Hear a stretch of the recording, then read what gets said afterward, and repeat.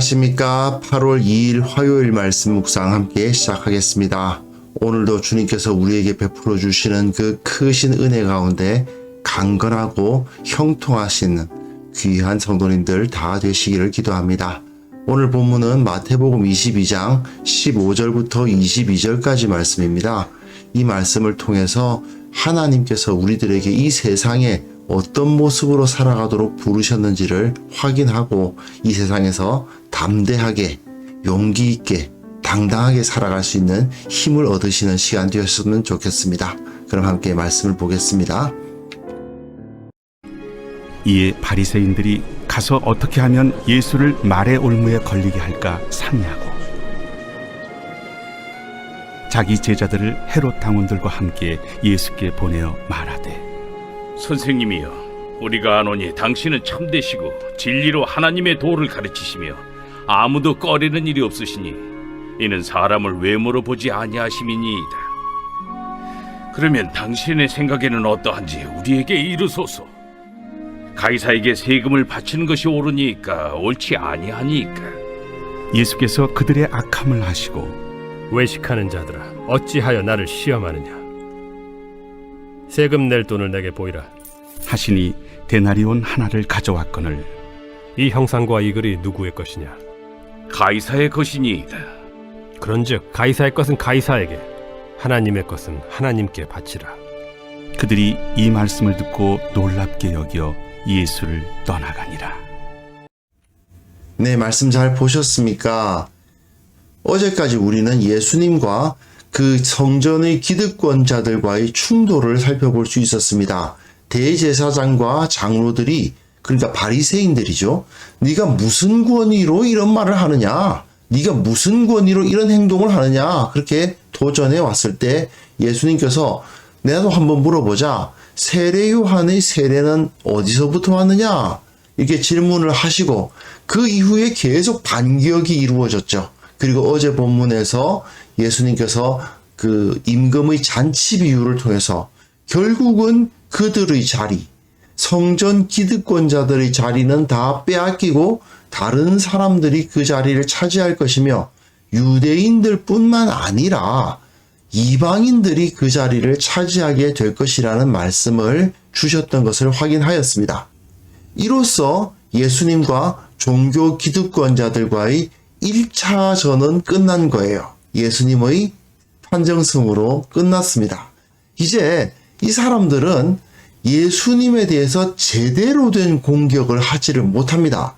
네가 도대체 누구고 어떤 권위를 가지고 이런 말을 하고 이런 행동을 하느냐라고 말할 수가 없어요. 사람들이 모두 다 예수님을 선지자로 여기고 있고 그리고 그 손에서 나오는 능력을 부인할 수가 없어요. 그러니까 이제 예수님의 대적들이 굉장히 희한한 그야말로 꼼수로 예수님을 공격하는 것을 볼 수 있습니다. 굉장히 비겁해요. 오늘 본문도 그렇고 다음에 나오는 이 부활 논쟁, 그러니까 7명의 형제에게 1명의 여자가 시집가는 뭐 그런 이야기 있죠. 사실은 거의 현실성도 없고 그다지 우리의 삶에 있어서 아주 중요한 문제가 아님에도 불구하고 그런 것들을 끄집어내어서 상대방을 공격하는 굉장히 비겁한 행태를 보이고 있습니다. 이러한 합리적이지 않은 논쟁이 예수님께 들어오면서 예수님을 공격하는데 예수님은 이 모든 것까지도 다 합리적으로 대처하실 뿐 아니라 이를 통해서 저들이 얼마나 비겁하고 또한 어리석은가, 무식한가 하는 것을 드러내시는 것을 볼 수 있는 거죠. 자, 본문 보시면요. 자, 바리새인들이 가서 어떻게 하면 예수를 말의 올무에 걸리게 할까 상의를 합니다. 자, 이 사람들이 관심을 갖고 있는 것이 무엇이었습니까? 무엇이 진리인가? 정말 저 예수라는 사람이 메시아가 맞을까? 과연 우리가 이에 대해서 어떻게 대처할 것이고 저 사람의 가르침이 정말 옳은가 그른가 이렇게 논의를 한 게 아니죠. 이 사람들은 그냥 예수님을 말의 올무에 걸리게 하는 정치적인 대처를 하려고 했을 뿐입니다. 사실 바리새인들은요, 이 당시 유대인들에게는 스승 노릇을 했던 사람들입니다. 율법도 잘 아는 사람들이고 나름대로 율법을 열심히 지키려고 노력하는 모습을 보였던 사람들이에요. 하지만 이들의 진짜 모습은 어떠하냐? 그 율법을 가지고 진리를 추구하고 무엇이 옳을까? 우리가 어떻게 살아야 될까를 고민하는 게 아니고 이런 식으로 율법으로 정치를 하고 있었던 거예요. 그래서 자기 제자들을 헤롯 당원들과 함께 예수께 보냅니다. 바리새인들은요, 헤롯 당원들하고 굉장히 사이가 안 좋습니다. 왜냐하면 헤롯 당원이란 한마디로 말해서 왕당파입니다. 헤롯 가문을 지지하는 사람들이에요. 정치적으로는 사두개인들하고 매우 비슷하고요. 로마의 통치에 적극적으로 가담하는, 그러니까 우리나라 일제강점기를 생각해보면 친일파들, 친로마파들, 이 사람들이 바로 헤롯 당원들이에요.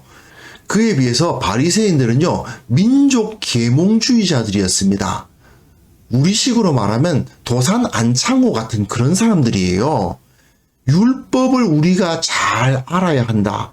우리 유대인들은 하나님의 말씀인 율법을 잘 따라야 한다. 그래야 하나님께서 우리를 도와주실 것이고 독립시켜 주실 것이다. 이렇게 생각하면서 칼을 휘두르는 것에 대해서는 반대했지만 열심당들은 이제 칼을 휘둘러야 된다. 전쟁을 해야 된다고 주장했던 사람들이죠. 우리식으로 말하면 뭐 독립군, 광복군 이런 사람들이고, 바리새인들은 계몽을 통해서 사람들을 일깨우고 이를 통해서 민족적 자율성을 추구하는 그런 사람들이었습니다. 그러니까 사실은 굉장히 존경받을 만한 사람들이에요. 그런데 이들이 헤롯 당원들과 함께, 우리식으로 말하면 계몽운동하는 분들이 친일파들하고 같이 결탁을 해가지고 예수님 앞에 오는 거예요. 어떻게 이런 일이 벌어질 수가 있을까요? 예수님이 이제 자기네들의 공통의 적이 되어 있는 거죠. 서로 사이가 좋을 수가 없는 바리새인과 헤롯 당원이 함께 오는 이런 어처구니 없는 일이 나타나는 것입니다. 그러면서 선생님이여, 랍비여 이런 표현인데, 우리가 아노니 당신은 참되시고 진리로 하나님의 도를 가르치시며 아무도 꺼리는 일이 없으시니 이는 사람을 외모로 보지 아니하심이니이다. 이건 결국 우리가 지금 질문을 하나 할 텐데 빠져나가려고 하지 마. 노 코멘트 이런 거 받아주지 않겠어. 당신은 아주 진리를 잘 가르치는 훌륭한 선생님이잖아. 이런 식으로 해서 예수님을 완전히 빠져나갈 수 없도록 막겠다. 이런 표현이죠. 사실은 칭찬같이 보이지만 굉장히 저열한 말이라고 할 수 있습니다. 그런데 이들의 이 저열한 말이 아주 아이러니하게도 예수님이 하나님의 아들이시라는 사실을 나타내기도 해요. 왜냐하면요, 사람을 외모로 보지 아니한다라는 이 표현은 사람은 외모를 보거니와 나 여호와는 중심을 보느니라, 사무엘 상에서 사무엘이 다윗에게 기름을 붓는 이야기에서 나오는 거 아닙니까? 그의 용모와 키를 보지 말라. 그 다윗의 제일 큰 형 엘리압을 보고 이 사람은 정말 왕감이다. 그러나 하나님께서 말씀하시죠. 사람은 외모를 볼지 모르나 나 여호와는 중심을 본다. 사무엘상 16장 7절, 이건 굉장히 유명한 구절이고 사실은 사무엘서의 주제 구절이라고 할 수 있거든요. 그런데 이것이 이들의 입에 의해서 예수님을 표현하는 데 사용되고 있습니다. 이것은 무엇을 의미할까요? 예수님이 곧 다윗의 자손이시고 하나님의 아들이시다 하는 것을 암시적으로 보여주는 거죠. 물론 이 사람들은 예수님을 올무에 매기 위해서, 빠져나가지 못하도록 하기 위해서 한 말이었지만, 그러나 이것은 곧 예수님이야말로 진정 하나님의 아들이시다 하는 것을 드러내는 굉장히 중요한 말이 되고 있는 것입니다. 당신의 생각에는 어떠한지 우리에게 이르소서. 이게 중요하죠. 가이사에게 세금을 바치는 것이 옳으니까 옳지 아니하니까. 로마 황제 가이사에게 세금을 바쳐야 됩니까? 말아야 됩니까? 이 말이죠. 바리새인들의 제자들은 사실은요, 예수님의 입에서 답을 구하려고 이 질문을 하고 있는 게 아니죠. 바리새인들은 이미 이 문제가 쉽지 않은 딜레마라고 생각하고 있었고, 예수도 이 질문에 제대로 된 답을 내리지 못할 거다라고 생각을 하고 있었을 것입니다. 여기서 가이사에게 세금을 바치는 것이 옳다 그러면 저자는 로마에게 부역하는 선지자가 아닌 자다 이렇게 말할 것이고, 그리고 가이사에게 세금을 바치지 말아야 된다 그러면은 저자는 열심당이다, 로마 당국에게 고발을 해가지고 저 사람을 처형하자 이렇게 할 수가 있는 거죠. 할 수 있는 대답은 딱 두 개만 만들어 놓고 어느 대답을 하든지 간에 곤경에 빠지지 않을 수 없도록 딱 만드는 거죠. 이건 그 자체로 진리를 추구하는 질문이 아닙니다. 이 세금 문제가 유대인들에게 굉장히 큰 문제였던 것은 사실입니다. 유대인들은 로마에도 이렇게 세금을 바쳐야 되고 성전에도 세금을 바쳐야 됐거든요. 게다가 로마에다가 세금을 바칠 때 합리적인 수준의 세금만 바치면 괜찮은데 중간에 악덕 세리들이 있단 말이에요. 이 세리들이 그냥 수탈을 합니다. 그런데 그 앞에서 아무 말도 못해요. 왜냐? 세리들과 그 로마 당국자들과 결탁이 되어 있으니까요. 또한 성전에다가 세금을 내야 되는데 그 가운데에서는 또 환전상들이 횡포를 부리죠. 그 환전상들을 또 어떻게 하지도 못합니다. 왜 그렇습니까? 환전상들과 대제사장이 결탁이 되어 있으니까요. 이런 상황에서 유대인들은 그래도 성전에다가는 공격을 못하겠고 로마에다가 세금을 내는 것이 하나님을 섬기는 거냐? 이런 질문을 하기 시작했던 거죠. 열심당 같은 경우에는, 그러니까 폭력으로 전쟁을 해서 독립을 쟁취하자는 사람들은 로마에다가 세금을 바치는 것은 황제를 섬기는 것이다, 하나님을 섬기는 우리들과 맞지 아니하다 해가지고 거부하는 운동을 벌이기도 했습니다. 여기서 예수님께서는 뭐라고 말씀하시냐면 그들의 악함을 하시고 외식하는 자들아 라고 말씀하시거든요. 외식하는 자들, 왜 외식하는 자들이라고 딱 지적하시냐? 앞에 와 있는 자들이 어떤 자들입니까? 바리새인과 헤롯 당원들이에요. 헤롯 당원들은 아예 친일파, 친로마파란 말이에요. 그러니 로마에다가 세금을 열심히 바쳤던 자들이 아니겠습니까? 바리새인들은 어떤 사람들입니까? 열심당처럼 칼을 들고 거부하자는 사람들이 아니었어요. 계몽시켜서 민족 계몽주의자들이었단 말입니다. 그러니까 이 사람들도 세금을 바치고 있었어요. 그리고요, 로마에다가 세금을 바치면 물론 그 가운데 불합리한 면이 없지는 않지만 그래도 로마를 통해서 여러 가지 혜택을 입을 수 있죠. 로마는 강력한 군사력을 통해서 확실하게 치안을 보장했습니다. 그리고 철저하게 법치주의로 그 땅을 다스렸기 때문에 사실은 사람들은 법을 지키면 자기가 안전해질 수 있었어요. 그런 것을 생각해 보면 세금을 바치는 것이 크게 문제가 되지는 않았습니다. 그뿐만 아니라 여기 이 바리새인들은 성전하고 결탁되어 있는 바리새인들이잖아요. 성전의 권세와 연결되어 있는 사람들 아닙니까?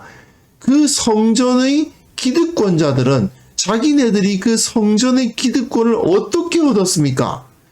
로마에다가 세금만 바친 게 아니잖아요. 로마 당국자들에게 뇌물까지 바쳐가지고 그 자리를 차지한 사람들 아닙니까? 그런데 이 사람들이 세금을 바쳐야 됩니까? 말아야 됩니까? 이게 정말 겉껍데기만 그럴듯한 자들일 뿐 참된 계몽주의자라고 할 수 없지요. 사람들을 변화시키고 율법의 진리로 가르치자 그런 말을 할 수 있는 자격이 없는 자들이었던 것입니다. 그래서 예수님께서는 정확하게 이들이 외식하는 자들이라고 지적을 하시는 거예요. 그리고는 세금 낼 돈을 내게 보이라 이렇게 말씀하십니다. 세금 낼 돈은 데나리온이었습니다. 데나리온에는 언제나 로마 황제의 얼굴이 그려져 있었습니다. 그러니 예수님께서 말씀하시되 이 형상과 이 글이 누구의 것이냐? 가이사의 것이지요. 네, 그거는 인정하지 않을 수가 없습니다. 데나리온에는 황제의 초상과 글이 있었고 유대인들은 그 초상이 우상이라고 주장하곤 했습니다. 그러나 그 돈을 사용하지 않을 수가 없어요. 황제의 초상이 그려져 있는 돈이니 이것은 우상이다 라고 말하고 싶지만 돈을 안 쓰고 어떻게 살아갈 수 있습니까? 그러니 어쩔 수 없이 누구에게나 누구의 주머니에나 이 돈은 다 들어가 있었고 일상적으로 통용되었고 세금도 이것으로 냈어요. 예수님은 그 데나리온을 딱 보여주시는 거예요. 그곳에 가이사의 초상이 있지. 너희들이 지금 그 가이사의 질서 안에 들어가 있지 않는가를 인정하게 하시는 거예요. 우리 선조들이 과거에 페르시아의 치하에 있을 때 바벨론의 치하에 있을 때에도 마찬가지였고 그들의 왕을 섬겼었다. 다니엘은 바벨론과 페르시아의 왕을 섬겼었잖아요. 그것을 통해서 높은 지위에 올라가고 그것으로 인해서 나름대로의 상당한 혜택을 얻기도 했어요. 유대인들도 마찬가지 아닙니까? 가이사를 통해서 로마의 통치를 통해서 나름대로의 혜택을 누리고 있었습니다. 그뿐만 아니라 예수님의 앞에 서 있는 이 바리새인들, 그 제자들은 결국 세금뿐 아니라 뇌물까지 바쳐서 가이사로부터 혜택을 누리고 있었던 사람들 아닙니까? 그러니 가이사의 것은 가이사에게 바치는 것이 맞지요. 그리고 예수님은 여기서 잊지 않으시고 하나님의 것은 하나님께 바치는 것이 맞다. 로마의 황제에게 세금을 바치는 것이 하나님께 마땅히 바쳐야 할 것을 바치지 않는 것을 의미하는 것은 아니다라고 지적을 하시는 겁니다. 로마의 세금을 바치는 것은 결코 하나님께 대한 반역이라고 말할 수 없다. 이렇게 딱 말씀을 하시니까 이들이 이 말씀을 듣고 놀랍게 여깁니다. 놀랐습니다. 왜 놀라워할까요? 이 사람들은 계속해서 이 딜레마에 이거냐에 빠져 있었는데 예수님은 하나님을 섬기는 것과 가이사를 섬기는 것, 하나님께 물질을 바치는 것과 가이사에게 세금을 바치는 것이 서로 충돌하지 않는다라는 것을 보여주시잖아요. 이건 결국은 예수님이 하나님의 선지자가 아니라고 증명하는 것에도 실패했고 또 로마에 반대하는 혁명가라는 것을 증명하는 데도 실패했고 가장 중요한 것, 이들이 신학적으로 이 두 개 가운데 딜레마에 빠져 있었다는 것 자체가 어리석은 것이었다는 것까지 증명이 되어버린 것입니다.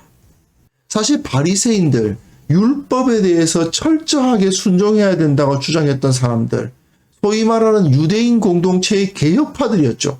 하지만 예수님이라는 정치적인 위협이 딱 등장하니까 자기네들의 정치적인 맞수, 어떻게 보면 원수나 다름없는 친로마파 헤롯 당원하고 결탁해가지고 예수님을 대적하는 이런 사람들이 무슨 개혁파고 이런 사람들이 무슨 사람들을 계몽하는 사람들이겠습니까? 결국 껍데기만 그럴듯했지 사실은 개혁하고는 아무런 상관이 없었던 사람인 것을 보여줍니다. 게다가 어리석기까지 해요. 예수님의 말씀을 듣고 놀라워하거든요. 로마에 세금 바치는 것이 옳으냐 그르냐 이 질문으로 예수님을 올무에 묶을 수 있을 거라고 생각한 것 자체가 이들의 신학이 얼마나 얕은 것이었는가를 알 수 있게 하죠. 그 정도로 이들은 신학적으로도 무능했고 무지했고 정치적으로도 굉장히 어리석고 저열했던 것을 여기에 나타내주고 있는 것입니다. 우리 그리스도인들은요, 예수님을 따르는 사람들 아닙니까? 그렇기 때문에 예수님이 저들의 더러운 모습들, 저들의 비겁하고 어리석은 모습들을 다 드러내 주셨는데 우리는 이러한 자들의 모습에서 벗어나야만 한다는 것을 깨달을 수 있게 됩니다. 바리새인들처럼 말씀 공부해서는 안 되고 하나님의 말씀을 가지고 정치를 하거나 하나님의 말씀을 가지고 자기들의 입속을 챙기는 그러한 자리에서 벗어나야 되고요. 무엇보다도 말씀에 깊이 들어가서 말씀으로 온전히 훈련되어서 진리가 어디에 있는가를 깨달아 알아야만 됩니다. 이걸 위해서 우리는 말씀으로 훈련되어야 되겠죠. 또한 말씀대로 살아가는 실천을 계속해서 행해 나가야 될 것입니다. 입으로만 개혁을 외치고 실제로는 성전의 기득권자들하고 결탁해가지고 자기들의 배만을 불렸던 이런 바리새인들 같은 그런 모습으로 우리가 변질되지 말아야 한다는 것을 우리는 철저히 기억할 수 있었으면 좋겠습니다. 그래서 이 시간 함께 기도하실 때에 내가 말씀으로 온전히 바로 서게 하시고 이 세상 가운데 진정한 그리스도인, 참 진리를 알고 올바른 모습으로 꼿꼿한 모습으로 당당한 모습으로 살아가는 그리스도인이 되게 하시고 우리 교회가 온전히 말씀으로 개혁되어 깨끗하고 정직한 모습으로 살아가는 공동체가 되게 하여 주옵소서. 함께 기도하는 시간을 가졌으면 합니다.